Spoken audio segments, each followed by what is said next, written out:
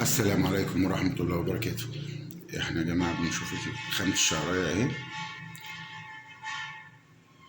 لسه ما عملناش الكافيار بتاعنا.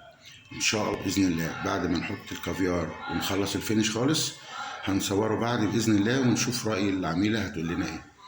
في تفاؤل يا مدموزيل آية؟ ان شاء الله. ان شاء الله نحس بالتغيير بعد ما نخلص. ان شاء الله. طيب نقول سلام. باي باي.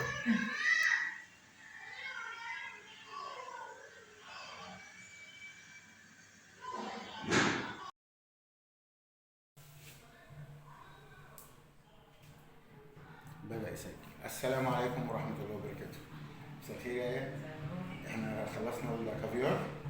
احنا شفنا الشعر طبعا قبل وده بعد اهو.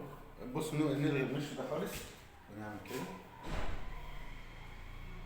ممكن تدي شويه كريشما لونين الشعر اهي كده واحده واحده واحده زي اهي كده. ايه رايك في شعرك؟ جميل والله، تسلم ايدك بجد والله تحفه. انت حليتي شعرك. انا ايه؟ حليتي شعرك ربنا يخليك يا رب يا والله حسين، والله من انت اجمل الناس اللي انا اعرفها هي. ربنا يخليك يا حبيب قلبي. وانا مبسوط ان انت مبسوطه. الحمد لله. وطبعا احنا عالجنا الشعر بالكافيار مظبوط. والحمد لله الشعريه بقت قويه قوي. يعني هي الحمد لله. كانت حاسه في الشعريه كنت قلقانه اصلا. تعبانه شويه. الشعريه بقت قويه قوي قوي بجد. ومش اول واخر مره زي ما بيقولوا. هتلاقي نفسها بقى كل شهر شهرين ثلاثه سنه. المهم ان كل ما تفكر تعمل كافيار هتيجي عند اخوك حسام جوهر. مفيش يعني حد غيره. شرفتيني ونورتيني.